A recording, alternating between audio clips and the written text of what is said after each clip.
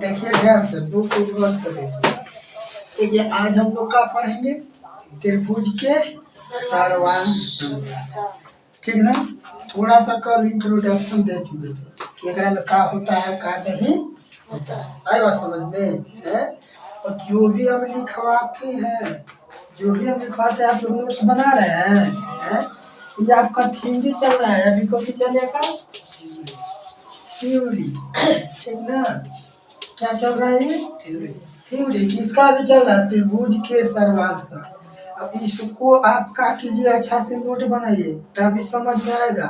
और जब भूलते हैं तो उसको देखिए। ठीक ना। स्टूडेंट का ही नियम है पढ़ने का। आप लोग क्या करते हैं नोट्स कहीं और बना देते हैं। आज कहीं और लिख दिए कल कहीं और लिख दीजिए। ठीक है आया समझ में। कोई भी स्टूडेंट कहीं से भी पढ़ रहा है चाहे ऑनलाइन चाहे ऑफलाइन। ये ऑफलाइन और इधर ऑनलाइन कहीं से पढ़े जो भी हम लिखवा रहे हैं आपको क्या करने पड़ेगा नोट्स बनाने पड़ेगा। उसको बार भूल गए तो देखिए भूल गए देखिए तो 3 बार ऐसा होगा ना तो फिर याद हो जाए। आए बात समझ में। तो ऐसा करते नहीं है। चलिए स्टार्ट करते हैं कि त्रिभुज के सर्वांग समता का होता है। ठीक है। कल थोड़ा सा इसके बारे में थोड़ा सा हम बताए थे आप लोग को लेकिन आज हम पूरा बताते हैं बढ़िया से। कल आप लोग के बताए थे कुछ नहीं। इसका देखिए डिफिनेशन का होता है। डिफिनेशन का नाम सिंपल है। हम त्रिभुज के बारे में पढ़ रहे हैं तो हम लिखेंगे त्रिभुज जो है ज्यामिति में आता है। किस में आता है ज्यामिति में। किस में आता है ज्यामिति। तो हम लिखेंगे कि यदि दो ज्यामितियाँ यदि दो ज्यामितियाँ कितने ज्यामितियाँ दो कितने दो एक नहीं है। बता देते हैं सर्वांग समता जो है दो आकृति को क्या करता है दो त्रिभुज से कंप्लीट है। तुलनात्मक टॉपिक है। कैसा है तुलना करने वाला। हम अपने आप में जैसा है वैसा है। अब तुलना करेंगे किसी से तब ना जी। कभी डिक्रीज हो कभी इंक्रीज कर जाएंगे। मतलब कभी हमारा घटेगा क्वालिटी कभी हमारा बढ़ेगा। आएगा समझ में। तो इसमें जो है कि आपका दो त्रिभुज लेंगे उनको दोनों में कंपैरिजन करेंगे। क्या करेंगे कंपैरिजन। तभी हम मानेंगे कि सर्वांग सम है या नहीं। देखिए यदि दो ज्यामितियाँ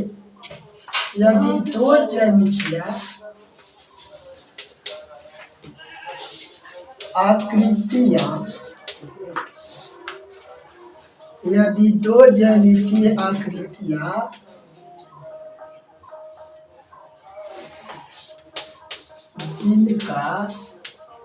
जिनका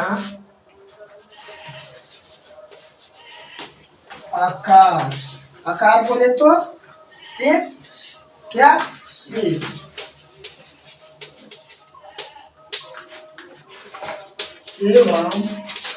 एवं आकार बोले तो शेप और एवं माप यानी बोले तो साइज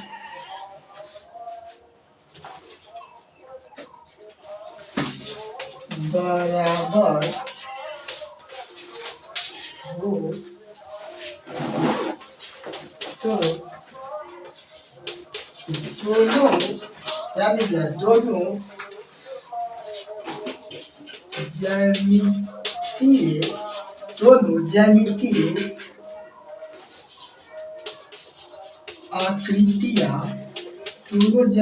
आकृतियाँ सर्वांग सम कहलाते हैं।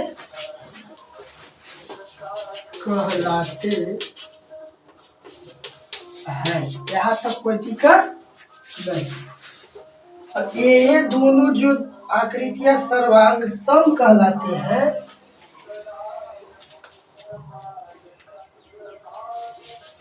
इन्हें ही हम क्या कह देते हैं सर्वांग समता कहते यहाँ तक कोई अभी तक टीका इस सर्वांग लिखने क्षमता देंगे का लिखने के लिए। इस सर्वांग क्षमता का हाँ फिर देखिए किसका डिफिनेशन लिखवा। सर्वांग क्षमता पहले देखिए हम क्या लिखवा। यदि दो ज्यामितियां, अब बोलिए कि भैया ज्यामिति का है लिखे। त्रिभुज ज्यामिति में बाबू आपका आयत आ जाता है, बहुत सारा आता है।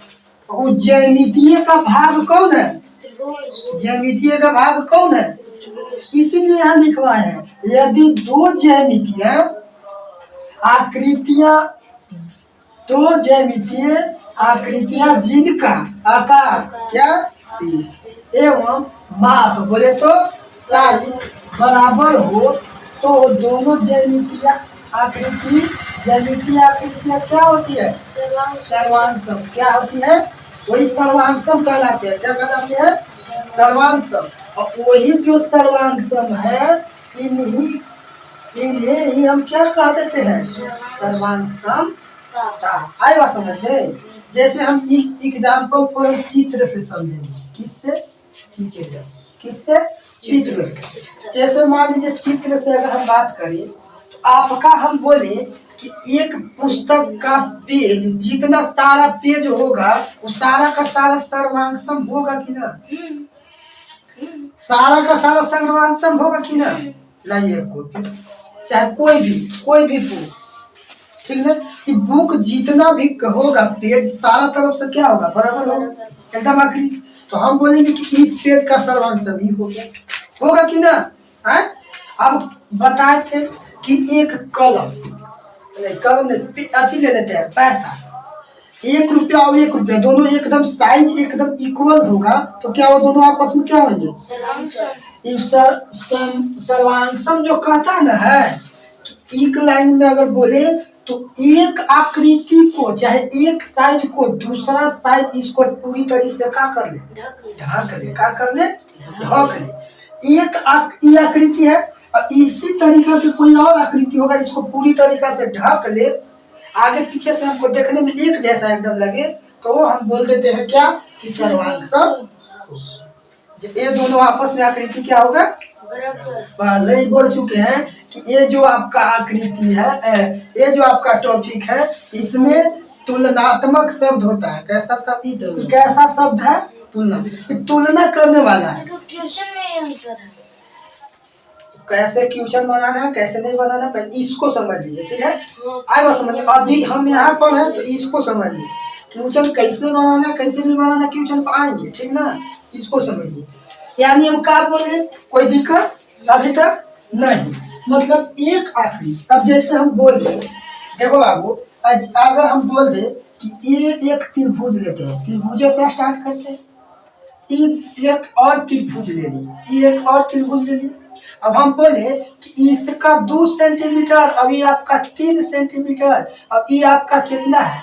4 सेंटीमीटर। कितना है बाबू? 4। ये भी आपका 2 सेंटीमीटर, ये आपका 3 सेंटीमीटर, अभी आपका 4 सेंटीमीटर। कितना? इसका नाम ए बी, अभी सी, अब इसका नाम क्या है?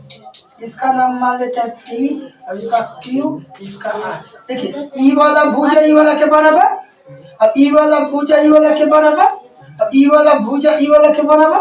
यानी ई जो आकृति है इस पर फिट बैठेगा, फिट बैठेगा कि ना? इसको जब ऐसे रखेंगे इसके ऊपर तो फिट बैठेगा एकदम। जैसे फिट बैठेगा तो हम बोल देंगे कि क्या भी हो गया? क्या हो गया? एक बाबू समरूप नाम आता है। कौन नाम आता है? समरूप। क्या नाम आता है? समरूप। समरूप का होता है कि वो फिट बैठे या ना बैठे उससे हमको कोई मतलब नहीं है, बस एक जैसा काम होना चाहिए। जैसे सम मतलब बराबर, रूप मतलब आकृति। हमने ज्यामिति में पढ़े तो आकृति समझते हैं। क्या समझते? जैसे हम बोल रहे कि एक वृत्त ले लेते हैं और एक हम त्रिभुज ले लेते हैं, ये दोनों समरूप है? नहीं। ये दोनों समरूप है? नहीं। ये दोनों समरूप नहीं है। अच्छा, ये दोनों समरूप नहीं है, ठीक। ये दोनों समरूप है? ये दोनों समरूप है? यानी हम कह सकते हैं कि सर्वांग समता जो होता है उस समरूप भी होता है, ये कह सकते हैं। जो सर्वांग समता जो हो गया वो समरूप भी होता है। और जो समरूप होता है वो तय नहीं है कि सर्वांग समता भी हो जाए। कोई बात समझ में आया रे? का बोले अभी तय हो सकता है सर कि समरूप फिर से बोले। देखिए सर्वांग समता जो है से समरूप हो सकता है, होगा, एकदम हो सकता नहीं, होगा ही। आया समझ में? अब बोले कैसे? अब बताओ कि वृत्त हम ले लेते हैं, ये भी एक वृत्त ले लेते हैं, इसका रेडियस है, इसका रेडियस हम मान लेते हैं 4 मीटर। अब एकरो मान लेते हैं सबको 4 मीटर, 4 मीटर 4 मीटर दोनों का रेडियस। इस पर हम भुजा पर बात कर रहे थे और रेडियस का आकृति निर्भर करता है त्रिज्या पर। किस पर? राहुल अभी ना, बात लो कीजिएगा, अभी यहाँ सुनिए। अभी हमारा पास, ठीक है, ध्यान दीजिए, वृत्त का जो साइज है वो डिपेंड करता है किस पर? त्रिज्या पर। किस पर? त्रिज्या। आप 2 सेंटीमीटर लीजिएगा तो छोटा उतना बनेगा, 1 सेंटीमीटर लीजिएगा उससे छोटा बनेगा, 3 सेंटीमीटर लीजिएगा बड़ा। यानी वृत्त का आकृति किस पर निर्भर करता है? त्रिज्या पर। अब भुजा का आकृति किस पर निर्भर करती है? त्रिभुज का आकृति किस पर निर्भर करेगा? भुजा का कितना लंबाई है, कितना आएगा समझ में? जैसे वर्ग इस सब का कितना लंबाई होगा, कितना चौड़ाई, उसका किस पर जी? भुजा पर। लेकिन वृत्त का जो होता है रेडियस यानी त्रिज्या पर निर्भर करता है। यहाँ तो कोई दिक्कत नहीं ना। तो हम बताना ही चाहते हैं कि जो सर्वांग सम होता है, ध्यान से सुनिएगा, जो सर्वांग सम होता है, ठीक ना, जो सर्वांग सम ही होंगे, ता लगावल है यानी दोनों बात एक ही होता है। सर्वांग सम बोलिए या सर्वांग समता, ठीक ना, क्या कि इसी घटना को सर्वांग समता हम लोग कर देते हैं, ठीक है।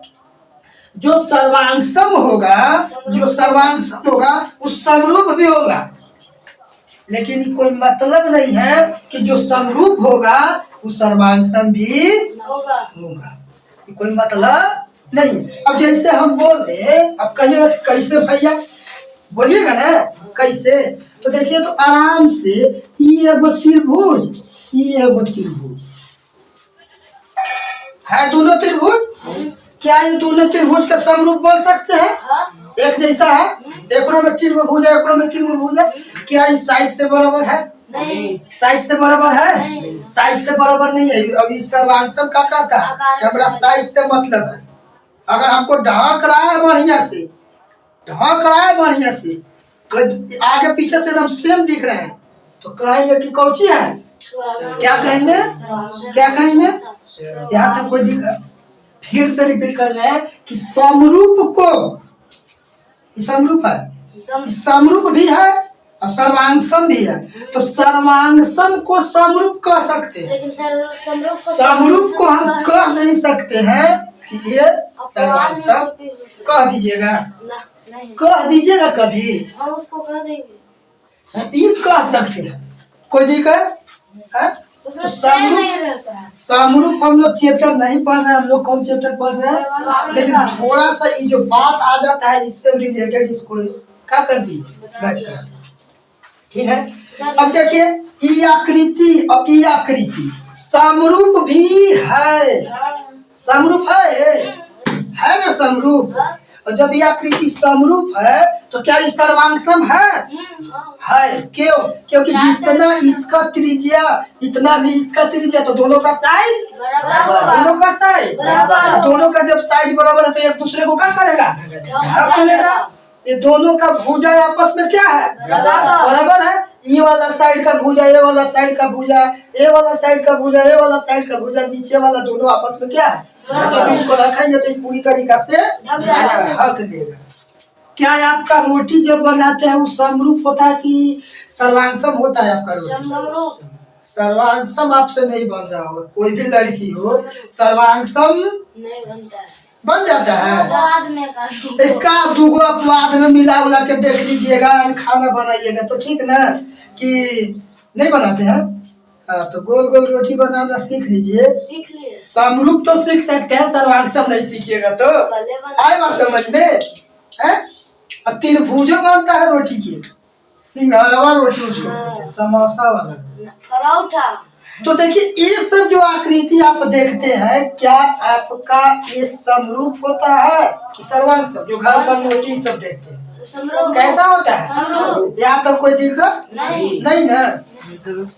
क्या बोले कि समरूप को सर्वांग सम नहीं कहेंगे, हाँ? इसका वो मायने नहीं रखता। समरूप को हम सर्वांगसम नहीं कहेंगे, लेकिन सर्वांगसम को समरूप कह सकते हैं। आई बात समझ में? जैसे हम मान लेते हैं बाबू एक और बात कि ये एक हम आपका आयत दे दिए। कौन सी दे दिए? आयत। इधर से भी हम एक आयत दे दिए। क्या दे दिए? आयत। यहाँ तक कोई दिक्कत? अब बतावा इसका जो चौड़ाई है आपका हम मान लेते हैं कि 3 मीटर है। कितना है बाबू? 3 मीटर।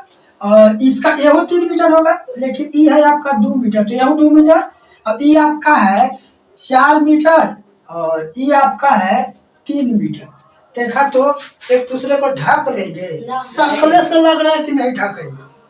हमारा माप से क्या मतलब है? ये दोनों एक दूसरे को शक्ल से ही लग रहा है कि एकदम अकल के कच्चे है ना।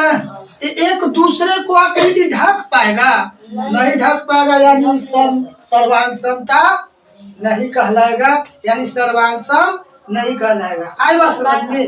कोई दिक्कत नहीं। ये आपका सर्वांग सम नहीं है। ये क्या चीज नहीं है रे बाबू? सर्वांग सम नहीं है।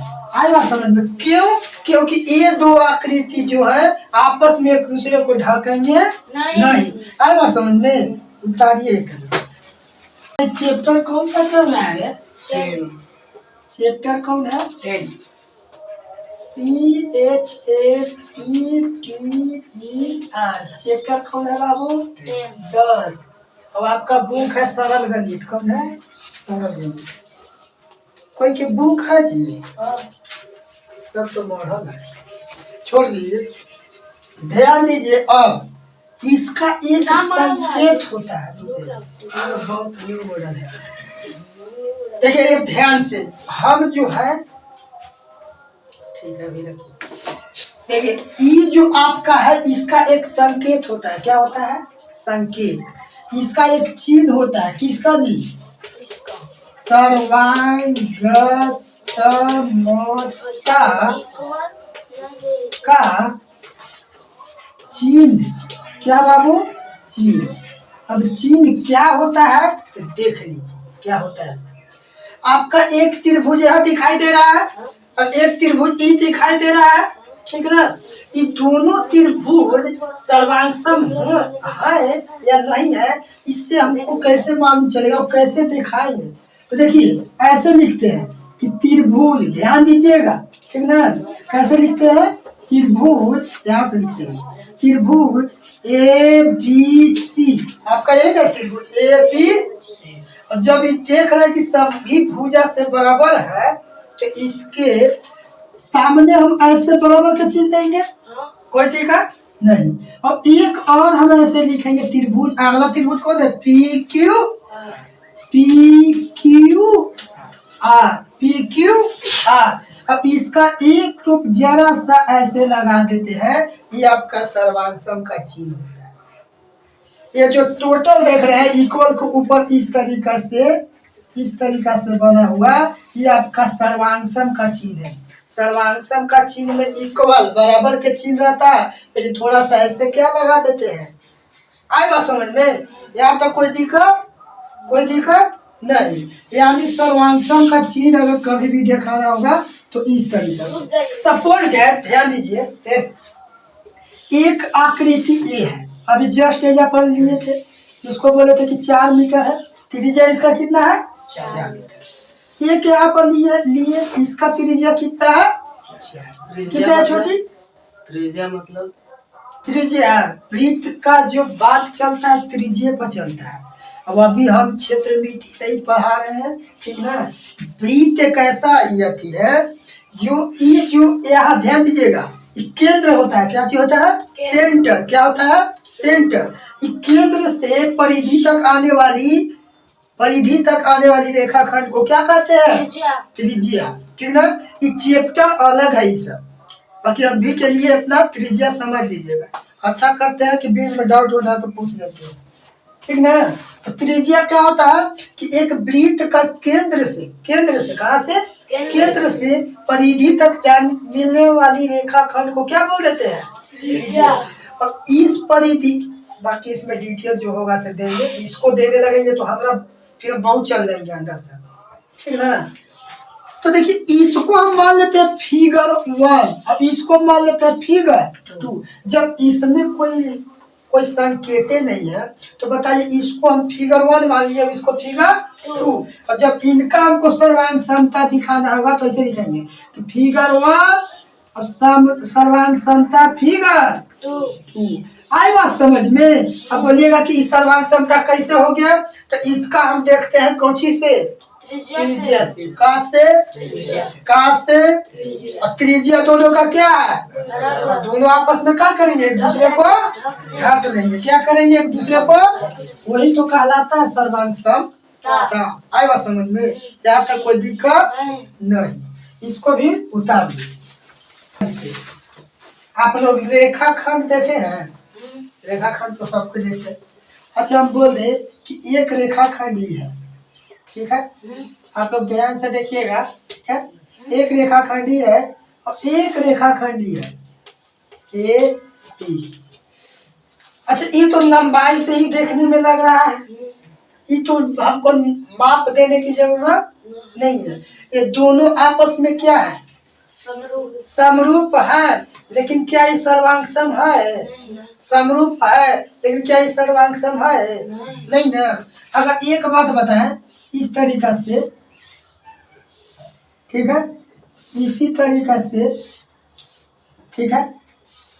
आप बताइए ये जो दोनों देखने में लग रहा है समरूप भी होगा, समरूप तो है ही।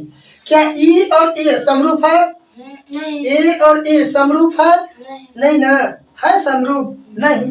तो बताइए ई और ए ये दोनों आपस में क्या है, समरूप, आपस में क्या है, समरूप। और जैसे हम बोल रहे कि इसका भुजा है 4 सेंटीमीटर, अब इसका भुजा भी है 4 सेंटीमीटर। अब ये एक वर्ग का नियम पालन करता है, किसका नियम पालन करता है, वर्ग का। अब बताइए सर्वांग सम होगा कि नहीं, सर्वांग सम होगा, तो होगा। क्यों होगा, वर्ग का नियम पालन करने का मतलब है कि चारों भुजा आपस में क्या होते हैं, बराबर। क्या होते हैं, बराबर। लेकिन हमको देखने से तो लग नहीं रहा, लेकिन ऐसा चित्र बना कर क्वेश्चन कह देंगे तो उसके हिसाब से जवाब देने पड़ेगा ना जी, देने पड़ेगा ना। तो आई बात समझ में, यहाँ तक कोई दिक्कत नहीं, यहाँ तक कोई दिक्कत नहीं। अब हम पढ़ेंगे क्या चीज से, देखिए ध्यान से। अब क्या पढ़ने वाले हैं, ठीक है। एकदम बुक बंद कर दीजिए, सब बंद कर दीजिए, ठीक है ना। अब बाबू हम तो मालूम चल गया, हमको मालूम क्या चल गया कि सर्वांग समता या सर्वांग सम क्या होता है। लेकिन अब ये आपको रोकेगा, ये आपको 4 गो नियम देगा, कै गो, अगर उस पर फॉलो करेगा तो क्वेश्चन में बनाएंगे, और नहीं तो उसको फॉलो करेगा ही, फॉलो करेगा ही। आई बात समझ में। पहला आपका इसमें 4 भाग में बांट दिया है। पहला देखिए ध्यान से, इसको लिखता है S S S S S S. अब इसका इंग्लिश में अगर लिखे तो साइड, फिर से साइड, फिर से साइड। और इसको हिंदी में लिखे तो लिखते हैं भुजा, भुजा, और फिर से लिखेंगे तो यहाँ तक हो गया। आई बात समझ में। एस एस एस शॉर्ट रूप है, क्या है, इसी का ज्यादा यूज करते हैं। लेकिन एस एस के मतलब होता है साइड, साइड। अब हम लोग तो बहुत अलग जमाने में हो गए हैं कि शॉर्ट वाला ज्यादा फायदा करता है। इतना लिखते रहिएगा जी, अगर आप लिखना चाहते हैं तो लिखिए। फिर साइड का हिंदी भुजा, भुजा, और दूसरा देखिए ध्यान से आपका क्या होता है, ऐसे होता है एस आराम से ए और फिर एस। एकरा कहने का मतलब है कि साइड, फिर कहेंगे एंगल, साइड। फिर आराम से हमको मालूम है, आप लोग बोलिए मत, खाली ध्यान से सुने रहिए, ठीक है। और इसमें हम लिखते हैं कि भुजा, बोलना तो मन में, फिर एंगल के मतलब कोण, और फिर इसको क्या हो जाता है भुजा। यहाँ तक कोई दिक्कत नहीं। फिर आपका तीसरा पॉइंट हो जाता है, ई वाला दोनों बदल जाएगा, ई होगा ए, फिर हो जाएगा एस और फिर हो जाएगा ए। इस तरीका से होगा। फिर इसको बोलते हैं एंगल, क्या बोलते हैं एंगल, और इसको बोलते हैं साइड, और फिर इसको बोलते हैं एंगल, क्या बोलते हैं एंगल। यानी बोलेंगे तो कोण, क्या बाबू कोण, फिर इसको बोलेंगे भुजा, कौन बोलेंगे भुजा, और फिर इसको बोलेंगे कोण। आज बात समझ में। अब ये वो बहुत खतरनाक है, ये तो समझ में आया, साइड साइड साइड एंगल, अति side angle side angle side angle, लेकिन ये वो बहुत डेंजर है। ये चौथा जो है ना, देखिए अलग ही चल जाता है, or right hand side, or और फिर क्या है एच, और फिर क्या है एस, ये आर एच एस। आर के मतलब तो समझ जाइएगा राइट हैंड, और एच के मतलब हैंड, साइड, और एस के मतलब साइड। अब एकदम गधा नहीं है। अरे यार, इसको बोलेंगे राइट एंगल, क्या बोलते हैं इसको राइट एंगल। और राइट एंगल कहने का मतलब 90 समकोण। कौन सा कोण, समकोण के ना बोलते हैं राइट एंगल, बोलते हैं ना जी। यानी राइट एंगल के मतलब एक कोण कितना डिग्री 90 डिग्री। और जैसी एक कोण 90 डिग्री हुआ तो ये हैंड नहीं होगा, पंप होगा। ये हैंड नहीं होगा, 90 के सामने कौन सी रहता है, कौन सी रहता है, क्या चीज रहता है कर्न। तो कर्न को क्या बोलते हैं हाइपो, हाइपो टेनस, हाइपो टेनस, और साथ में एस है तो क्या बोलेंगे साइड। अब बात को समझे कि क्या था, क्या था राइट एंगल हाइपोटेनस साइड, ठीक है, हैं मीनिंग बना रखा है हाइपोटेनस के, हैं देख लीजिए एक बार, मीनिंग बना रहा होगा तो हाइपोटेनस हमको देखिए। अब इसका हम लिखेंगे क्या चीज हिंदी, तो क्या लिखेंगे समकोण, फिर लिखेंगे इसको ई होगा, ई होगा, आए बात समझ में, ई होगा, ई ए के सामने ई, ई होगा, ई तो सेजा पड़े और एस के बाद ई, एक बात तो ये तो नहीं हो गया, कोई दिक्कत नहीं। ध्यान दीजिए, हाइपोटेनस का क्या होता है कर्न, और साइड के मतलब क्या होता है भुजा, भुजा, और कल है दुर्गा पूजा ना है, सॉरी उतारा इतना।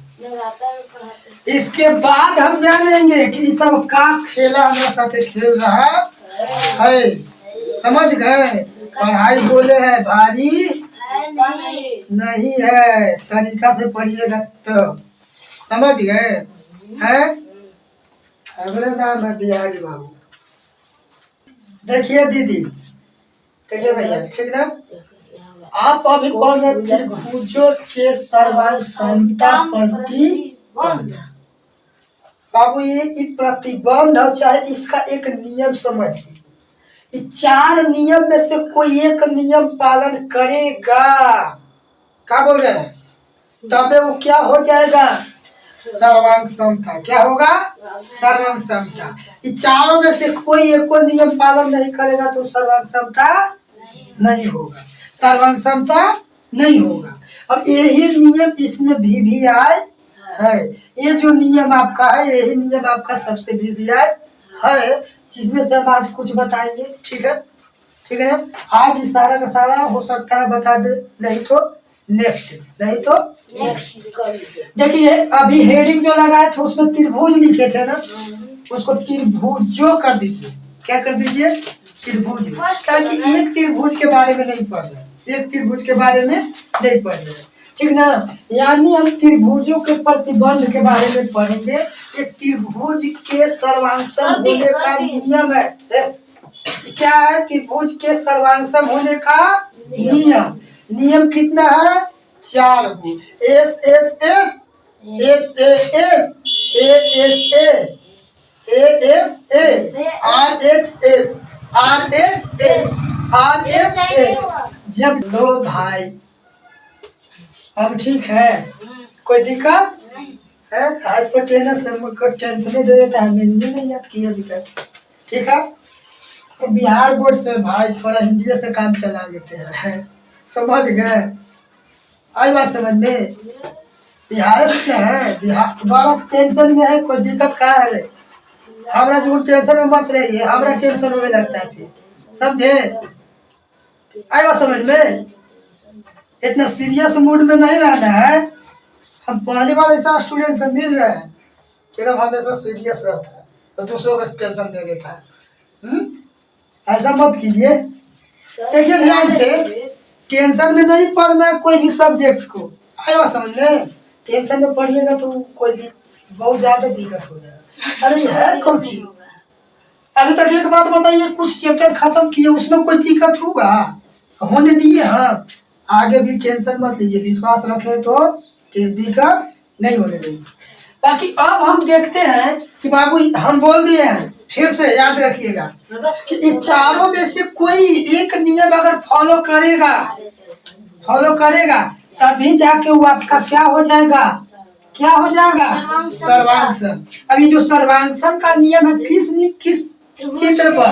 त्रिभुज। और त्रिभुज में एक त्रिभुज नहीं, कम से कम दो त्रिभुज होना अलाउ है, 2 त्रिभुज होना अलाउ है। अब ऊपर से ओकरे बराबर 4 गो रख दीजिए, 5 गो रख दीजिए, 6 गो रख दीजिए, उससे कोई मतलब ओकरा है नहीं, कोई दिक्कत नहीं है, लेकिन इसमें 2 त्रिभुज जरूर हो। आकृति कितना होना चाहिए? 2। अब चलिए इन सबको हम मिटा के एक बार क्या करते हैं कि बताते बारी बारी से। देखिए बाबू ई जो है बहुत इजी है, एकरा में कुछ नहीं है। ई जो आपका डिफिनेशन हम दिखाएंगे, कुछ नहीं डिप्रेशन है सर। हाँ रे, समझ लिया क्या कह रहा है से, तो समझाएंगे इसको तब ना। अभी तुम प्रकार में देखा है, कोई दिक्कत नहीं। लेकिन एकरा में क्या होता है बाबू, लिखेंगे कि यदि दो त्रिभुजों के तीनों भुजा, कार बाबू तीनों भुजा बोले तो साइड, तीनों भुजा आपस में, कौन सी बाबू? आपस में बराबर हो तो हम कहते हैं कि एस नियम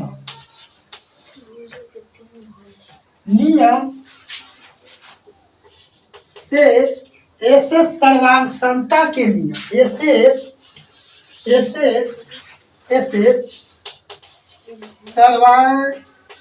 सर्वांगसमता के नियम से दोनों त्रिभुज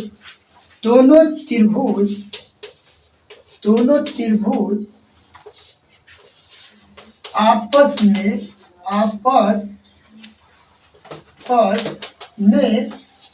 क्या होंगे बाबू?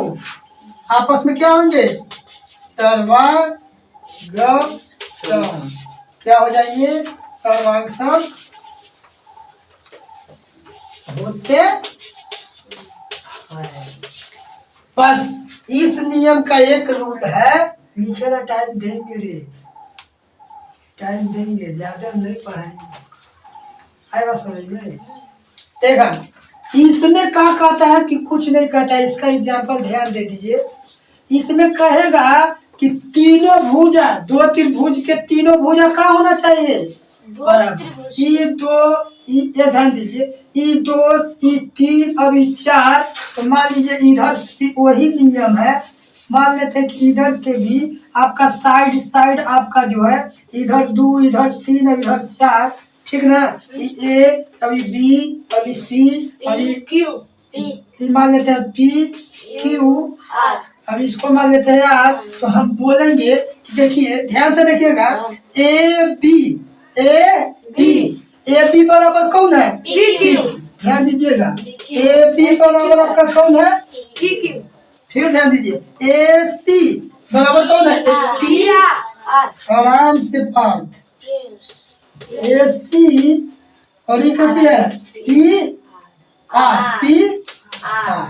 ध्यान दीजिएगा, बी सी बराबर क्यू आर। बतावा तो तीनों जो है से भुजा है, तीनों भुजा है। तो हम बोलेंगे कि जो दोनों सर्वांग हुआ किस नियम से, एस एस। तो हम लिखेंगे ए बी सी सर्वांग सम कौन चीज, त्रिभुज क्या, पी क्यू आर। किस नियम से बाबू, एस एस एस सर्वांग समता के नियम से। यहाँ तक कोई दिक्कत कोई दुख कोई तकलीफ, बस। यानी एस एस एस हम तभी देखेंगे जब तीनों भुजा आपस में त्रिभुज के का हो बराबर। ये कोई मतलब नहीं है कि ये दू तो ये हो दू ना, इसका एक भुजा दू है तो इसका भी एक भुजा दू है ना, इसका एक भुजा तीन है तो इसका भी एक भुजा तीन है, इसका एक भुजा चार है तो इसका भी एक भुजा चार। और जब देखिए ऐसा दोनों में बात है तो एक भुजा से क्या हो गया बराबर, भुजा से क्या हो गया बराबर। तीनों भुजा इसमें आपस में क्या है बराबर, एक दूसरे के है बराबर। आई बात समझ में, इसको उतार दिए, देखा ध्यान से। अच्छा हे प्रिंस देखा तो ध्यान से। अगर हम बोले कि एक आकृति ऐसे है, एक आकृति ऐसे है और एक आकृति ऐसे है, ठीक उलट गया। हम बोले कि आपका 5 सेंटीमीटर है, किसको से पूछ रहा ये आपका प्रिंस के नाम है, ये आपका 7 सेंटीमीटर, ये आपका 7 सेंटीमीटर है, ये आपका 5 सेंटीमीटर है, ये आपका 6 सेंटीमीटर। क्या ये जो त्रिभुज दिख रहा है आपको सर्वांग होगा या समरूप होगा, क्या होगा, समरूप होगा, समरूप होगा। लेकिन सर्वांग होगा ना होगा, नहीं, एकदम नहीं होगा। सही बात रिया, नहीं ना एकदम नहीं होगा। सौरभ होगा है, एकदम नहीं होगा, होगा, अरे होगा होगा। अरे एक बात बता, ई भुजा के बराबर कौन भुजा है, ये भुजा। क्या दिक्कत है, मैंने पलट गया तो दिमाग में पलट गया, पलट गया पलट के। हैं? हम इसको पलट के रख सकते हैं कि ना, अबरी से ये वाला भुजा ये वाला, मतलब ऐसे कुछ पलट के दे तो आपको कंफ्यूज होना नहीं है। क्या दिक्कत है, एकरा में जो भुजा है इधर भी वही भुजा है, अबरी से एकरा में जो भुजा है यही भुजा इधर भी है ना। ये सब बड़ा छोटा है, 5 सेंटीमीटर हम माप का दिए, हम स्केल से बना रहे हैं कि हम एक्चुअल एकदम माप देवल है बराबर, सेंटीमीटर देवल ना, सब में सेंटीमीटर है। अब ये कोई इतना हो बड़ा रहेगा, तीनों भुजा अलग अलग है, तीनों भुजा अलग अलग है। अरे भाई अब भुजवा तो अलग है, लेकिन ई वाला भुजा इस भुजा के बराबर है, इस भुजा को इस भुजा के बराबर मान सकते हैं आराम से। अब हम क्या बताएं कि तीनों भुजा आपका बराबर भी हो सकता है, लेकिन एक त्रिभुज से दूसरा त्रिभुज का एक भुजा का होगा बराबर, उसी प्रकार से दूसरा भुजा का होगा बराबर, उसी प्रकार से तीसरा भुजा का होगा बराबर। अरे चुप, एक में कोई त्रिभुज है, कोई त्रिभुज देखे होंगे ऐसे त्रिभुज देखे, ई दू तो एहू दू एहू दू एहू दू एहू दू एहू दू, सब दू है। तो हम कह सकते हैं कि दोनों त्रिभुज का तीनों भुजा आपस में क्या है, बोलता है ना कि आप बोल रहे हैं तो कुछ नहीं बात कर। दूध दूध ये दो दो दो दो ये दोनों त्रिभुज के तीनों भुज आपस में क्या है? बराबर। लेकिन ये दोनों त्रिभुज के तीनों भुज आपस में बराबर है नहीं। लेकिन तीनों भुजा जो है एक दूसरे के क्या है? बराबर। एक दूसरे की क्या है? बराबर। बराबर। ये भी दिमाग में रखना है।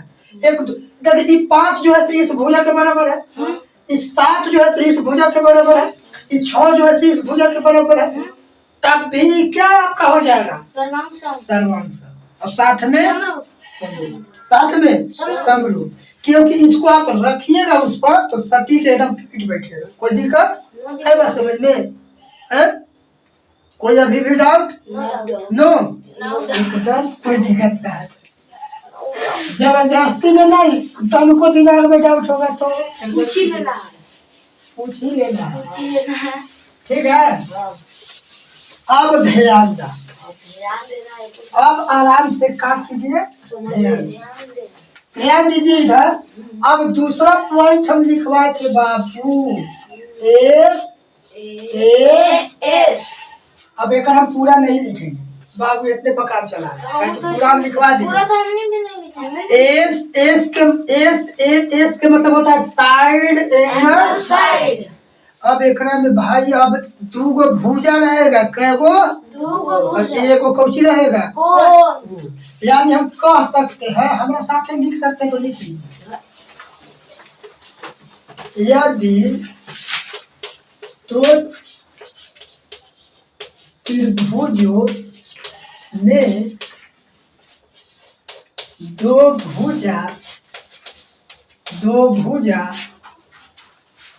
भुजाएं आगे बोलिए। तथा एक कोण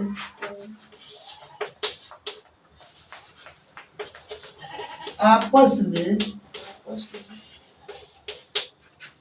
में बराबर हो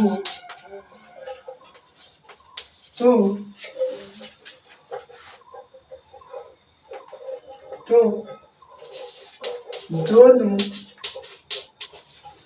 त्रिभुज एस सर्वांग त्रिभुज ना होगा। समता कहाँ पर बाबू? त्रिभुज लिखा है। ये दोनों त्रिभुज लिखो ना जी, दोनों त्रिभुज जो बहुत अच्छे करना तो कर दो। दोनों त्रिभुज एस सर्वांग समता नियम से क्या हो जाते हैं? सर्वांग सम कहलाते हैं। आई बात समझ में? अब एक एग्जाम्पल के रूप में जैसे हम चित्र देख लेते हैं, क्या देख लेते हैं? चित्र। त्रिभुज हम बाबू पढ़िए रहे तो त्रिभुज हम लेंगे, क्या लेंगे? त्रिभुज लेंगे। ये आपका मान लेते हैं x, ये हो जाता है y, ये हो जाता है z।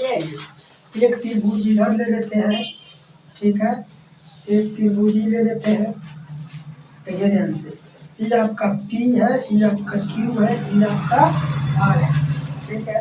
एक एंगल यहाँ पर ले लेते हैं, ठीक है, 60 डिग्री, और इसको ले लेते हैं 3 सेंटीमीटर, इसको ले लेते हैं 4 सेंटीमीटर, इसको ले लेते हैं 3 सेंटीमीटर, इसको कर देते हैं 7 सेंटीमीटर, और इसको कर देते हैं।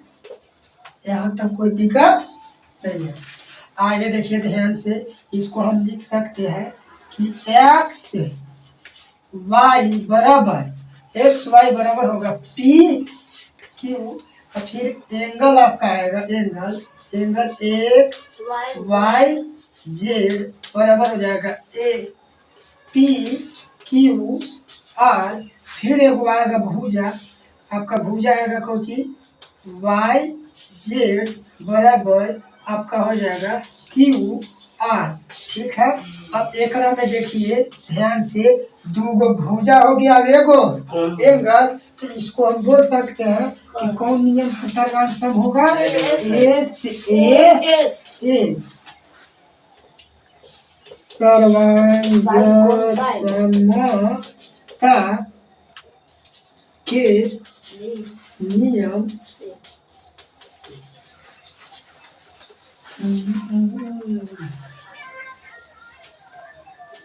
ठीक है? ध्यान दीजिए, इसको कुछ नहीं, अभी जस्ट हम लोग पिछला क्या किए, पीछे अभी हम लोग जस्ट क्या देखे, भुजा भुजा भुजा भुजा, लेकिन अब हम देख रहे हैं क्या, भुजा भुजा कोण भुजा side angle side side angle side. इसमें क्या होता है कि यहाँ आपको यही दिखा रहा है कि दूगो भुजा होगा एगो, दूगो भुजा होगा एगो। तो देखिए ध्यान से, इसमें क्या जैसा लिखा है नहीं लिखा है आपके सामने है। लिखा क्या है कि दो भुजाएं तथा एक कोण आपस में क्या होना चाहिए, बराबर, एक दूसरे के क्या होना चाहिए आपस में, दोनों आपस में क्या होंगे, बराबर। अब देखा तो ध्यान से, ई वाला जो भुजा है क्या इस भुजा के बराबर है, 3 और 3, तो हम लिख सकते हैं X Y, X X X बराबर किसका है, पी पी, तो लिख दिया इधर से ई पी वाई, इधर कुछ दिए हैं हमको, इसमें बस दो साइड रहना चाहिए, एगो एंगल। और सर्वांग समता में कई गो बात बोलता है, तीनों बिंदु पर बातें कर रहा है। न तो आप साइड साइड पर ध्यान दे दीजिए, न तो आप साइड एंगल पर ध्यान दीजिए, साइड पर, फिर एंगल साइड एंगल पर। अब एक और बोलता है कुछ आर एच, यहाँ तक कोई दिक्कत नहीं, यहाँ तक कोई दिक्कत नहीं। तो फिर से देखिए, ये वाला बराबर किसके, इसके और फिर देखिए तो ई एंगल एगो बना, एंगल जो बन रहा है 60, यहाँ पर हम बना दिए 60, ठीक है। लेकिन इतना आसान मत समझिए कि क्वेश्चन में इतना आसान रहेगा, यहाँ हम बना दे रहे हैं तब ना, वहाँ क्वेश्चन में कैसे रहेगा कैसे नहीं रहेगा वो भी हम बताएंगे, वो भी हम बताएंगे। ये तो हम बस दिखा दे रहे हैं कि देखिए ऐसे होता है, वहाँ क्वेश्चन में आपको देखने पड़ेगा कहाँ से मिल रहा है। 4 गो नियम देखिए, 4 नियम हम पढ़ लेंगे ना, तो हमको फिर पकड़ने पड़ेगा कि कौन सा नियम इनमें लगेगा, हमको पकड़ने पड़ेगा, साफ बनने पड़ेगा, लोमड़ी की तरह, बगुला की तरह, बको ध्यान है, आवाज पहाड़ी ना खूब हारी, खाइए धागा सूती दबा के। ये वाला भुजा किसके बराबर, इसके बराबर। अब यही बात याद रखिए, एक्स वाई जो है किसके बराबर है, पी क्यू। फिर हम एगो एंगल लिखते हैं, एक बाद एंगल ना आता है, एगो एंगल लिखिए X Y Z, X Y angle लिखा तो बहुत आसान से सिखा दिए हैं। इस एंगल का बात करें तो वाई कहाँ होगा, बीच में। बाकी आप इधर से भी चलिएगा तो कोई दिक्कत नहीं, इधर से भी चलिएगा तो कोई दिक्कत, पीछे में आना चाहिए। हाँ, और कोई चल जाएगा इधर से तब, इधर से चल देगा तब एंगल दिया है, इहो एंगल है, अब मान नहीं दे वाला, लेकिन चल देगा ढमला के इधर से तब, ऊपर से भी चल देगा, अब ऊपर इधर से अब कहेगा कि वाई एक्स जेड चले वाला बहुत चल देगा, चलने वाला में चलेगा। हाँ समझ गए ना। लेकिन इस एंगल को लिखना है तो 2 ही तरीका, ऐसे ऐसे और एगो लिख सकते हैं ऐसे, अभी ऐसे लिख सकते हैं, कोई दिक्कत नहीं है। लेकिन हम बोलते हैं कि इस पर बात ये करिए तो अच्छा है, बहुत शॉर्ट है। देखिए पी क्यू कहीं कहीं शॉर्ट चलना बेकार हो जाता है, समझ गए। अब एक बात बताइए, इस तरीका से आपको यहाँ जाना है, यहाँ जाना है, यहाँ ध्यान दीजिएगा, ये आपका एगो रास्ता एकदम मस्त है, पक्की बनाया हुआ, और इस पर पूरा कांटा बिछाया हुआ है। अब बताओ, इसे तो जाने में बहुत अच्छा लगेगा, तो कभी कभी शॉर्ट नुकसान कर जाता है। अभी में कांटा पूरा है तो इसे चलेंगे तो बेकार ना रे बाबू, तो शॉर्ट करना हर जगह अप्लाई नहीं है, ना तो जिंदगी शॉर्ट हो जाएगा। समझ गए, कोई बात आई समझ में। तो यहाँ एंगल लिखे में शॉर्ट कट करिए, ठीक ना। अब देखिए वाई जेड जो है क्यू आर के क्या है, बराबर, क्या है बराबर। और जब ये आपका बराबर है तो किस नियम से बराबर है, एस सर्वांग समता के नियम से। इतना लिखे पड़ेगा, इतना लिखे पड़ेगा, इसलिए हम हर बार लिख रहे हैं कौन नियम से, एस। जब आपका नीचे आइएगा लास्ट में तो एस ए एस सर्वांग समता के नियम से सर्वांग समता में बिंदु छोटी होगा। और ये तनी बार का गलती हो गया। भैया सर्वांग समता तो हाँ ठीक है, कोई दिक्कत नहीं है। तो हनिये से तो हाँ भाई समझ गए, कोई दिक्कत एकरा में नहीं। अच्छा मान लो सपोर्ट गेट बाबू, ठीक है, बस इतना छोड़ते हैं। दूगो कल कल सर्वांग Next का कल। बिंदु नहीं दिए हैं। छोड़ो ना। ध्यान दीजिए, कहाँ नहीं देवल है, सब देवल है। नहीं वो है। अरे लोग ना भाई बिंदु हिंदू देवे रहो सब है। चलो ध्यान से देना, ठीक है बाबू, है ध्यान देना, ठीक है। तू ध्यान दे दादी। है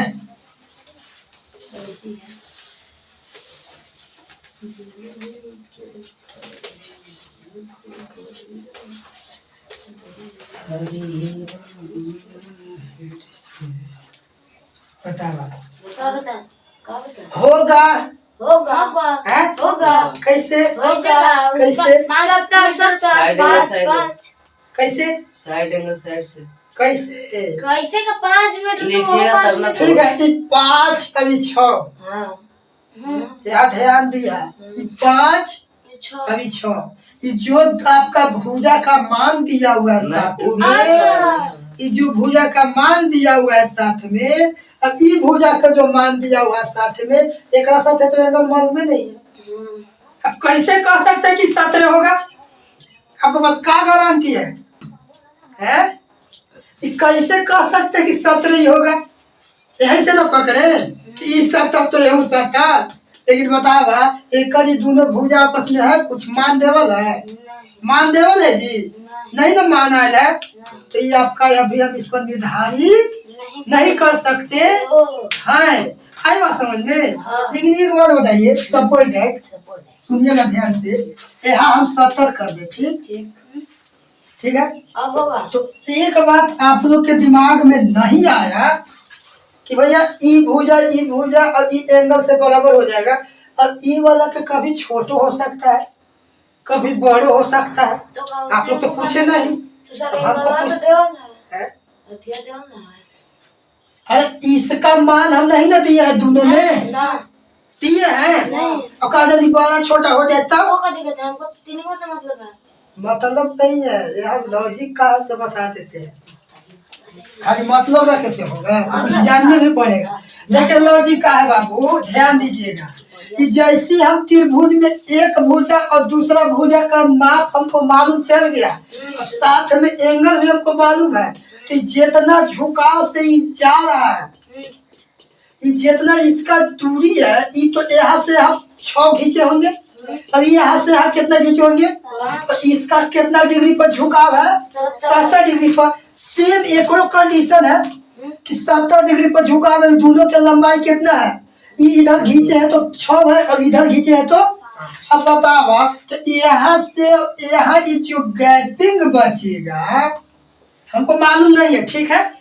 यहाँ से ऐसे जो किया हुआ है, एक तो ऐसे कैसे रहेगा, अभी दोनों जो आपस में जो गैपिंग बच रहा है, दोनों आपस में क्या होंगे, बराबर ही होंगे, लेकिन कितना माप है हमको मालूम नहीं है।